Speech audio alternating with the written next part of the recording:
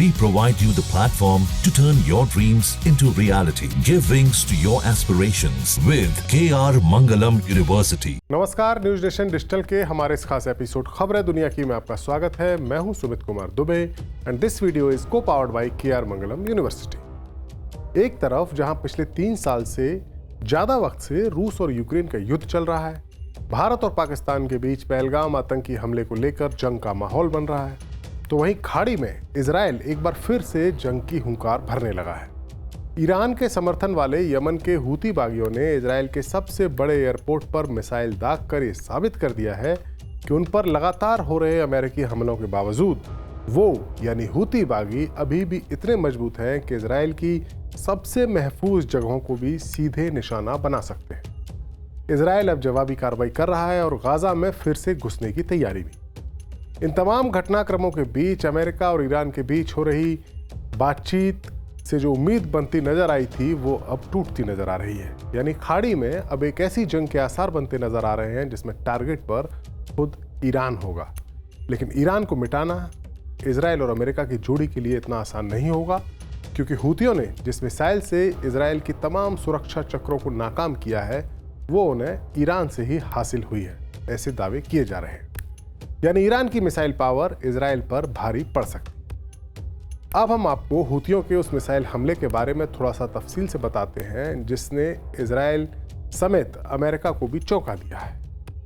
Yemen के Houthi बागियों ने मंगलवार को एक बैलिस्टिक मिसाइल दागी जो इजराइल के सबसे बड़े बेन गुरियन हवाई अड्डे के पास जाकर गिरी। इजरायली फौज यानी IDF ने मिसाइल को रोकने की पूरी कोशिश की, लेकिन ये कोशिशें नाकाम रही। हमले में 1-2 लोग घायल भी हुए और हवाई अड्डे पर उड़ानों को अस्थायी तौर पर रोका गया। शुक्रवार से लेकर अब तक हूतियों ने इजराइल पर 4 मिसाइलें और ड्रोन दागे हैं। इजरायली मीडिया की रिपोर्ट्स के मुताबिक ये जो मिसाइल दागी गई थी इसको एरो 3 और थर्ड मिसाइल डिफेंस सिस्टम से रोकने की कोशिश की गई थी। सुबह के सन्नाटे में यमन से दागी गई ये बैलिस्टिक मिसाइल इजराइल में जब घुसी तो इजराइल में खतरे के सायरन बजने लगे। IDF ने तुरंत अपने एयर डिफेंस सिस्टम को एक्टिव किया, लेकिन कई इंटरसेप्टर मिसाइलों के दागे जाने के बावजूद हूतियों का हमला नाकाम नहीं किया जा सका। ये मिसाइल बेन गुरियन हवाई अड्डे के पास एक सड़क के करीब जंगल में जाकर घिरी।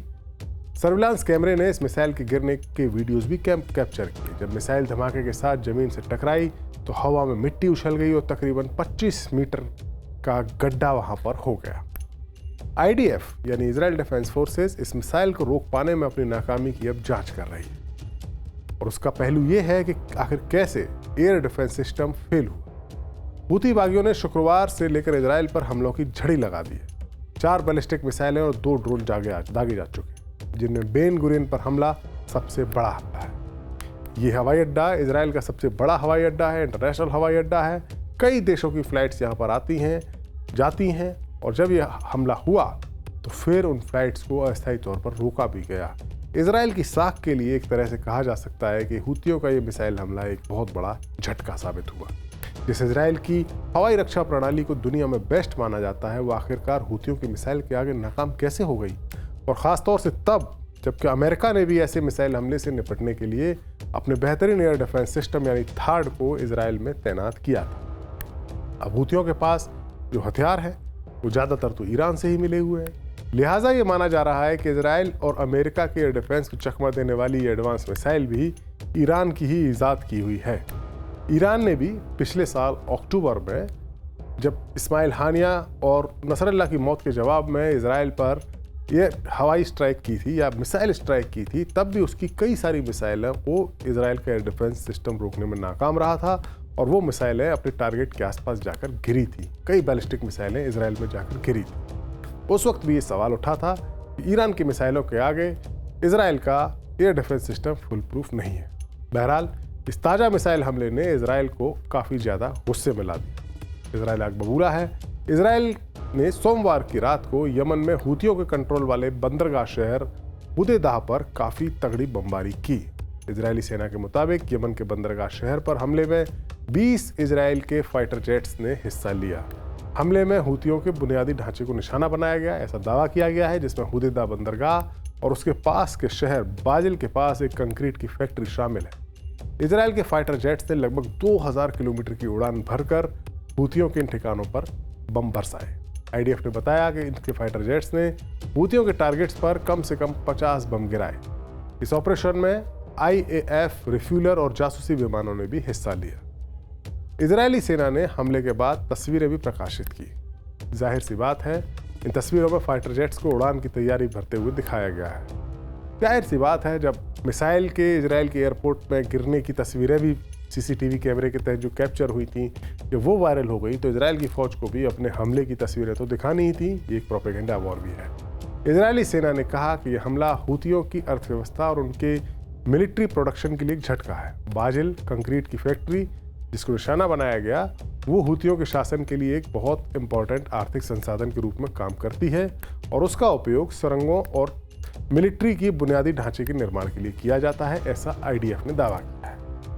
कहा गया है कि हुदैदा बंदरगाह का इस्तेमाल हूथी ईरान से हथियारों और मिलिट्री ज़रूरतों के उपकरणों और बाकी अपने उद्देश्यों के ट्रांसफ़र के लिए करते थे, जहां बम बरसाए। ये इजराइल का दावा। इससे पहले अमेरिकी फाइटर जेट्स भी पिछले महीने से लगातार यमन में हूथियों पर हमले कर रहे हैं, लेकिन हूथियों का हौसला नहीं तोड़ पा रहे। इजराइल और अमेरिका दोनों ने ही हूथियों की मदद के लिए ईरान को जिम्मेदार ठहराया है। ऐसे में इस बात की भी पूरी आशंका बनती हुई नजर आ रही है कि हूथियों के बहाने इजराइल ईरान पर हमला न कर दे और उसके परमाणु ठिकानों को निशाना न बनाए, जिसकी कि वो तैयारी कई सालों से कर रहा है। दूसरी ओर अमेरिका की ट्रंप सरकार अब तक बातचीत का ही रास्ता अख्तियार किए हुए, लेकिन उसका भी कोई नतीजा निकलते हुए नहीं दिख रहा है। ईरान के मसले पर भले ही अमेरिका और इजराइल दोनों का सोचना अलग अलग हो, इजराइल का सोचना है कि हमला किया जाए, अमेरिका डिप्लोमेसी को एक चांस देना चाहता है। यहाँ ये थोड़ा सा डिफरेंस दोनों देशों की सरकारों के बीच में है। लेकिन गाजा पट्टी को लेकर ट्रंप और नेतन्याहू का विचार एक ही है। ट्रंप पहले ही कह चुके हैं कि वो गाजा को फिलिस्तीनियों से खाली करा के उसे एक टूरिस्ट प्लेस में तब्दील करना चाहते, तो वहीं नेतन्याहू के विचार भी ऐसे ही हैं। अब इजराइल ने एक बार फिर से गाजा में घुसने की प्लानिंग की। इजराइल ने अब गाजा पट्टी पर कब्जा करने की तैयारी शुरू कर दी है। इजराइल के एक सीनियर अधिकारी ने सोमवार को 5 मई को कहा कि इजराइल की सुरक्षा की कैबिनेट की एक मीटिंग हुई, जिसमें गाजा में और ज़्यादा आक्रमण बढ़ाने की योजना को मंजूरी दी गई। इसमें गाजा पट्टी पर कब्जा करने और पहले से कब्जे वाले इलाकों पर कंट्रोल को बरकरार रखना शामिल है। एक मीडिया रिपोर्ट के मुताबिक इस मीटिंग में मंत्रियों ने सर्वसम्मति से इस ऑपरेशनल प्लान को मंजूरी दी है।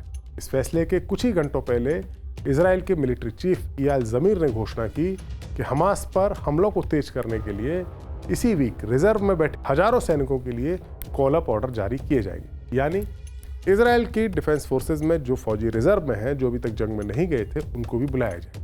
यानी एक बड़ा मोबिलाइजेशन किया जाए, उनको जंग में बुलाया जाए। जाहिर सी बात है, इजराइल चाहता है कि ईरान के साथ फाइनल जंग होने से पहले गाजा पर कब्जा किया जाए और इसके बाद पूरी ताकत से ईरान के साथ जंग लड़ी जाए।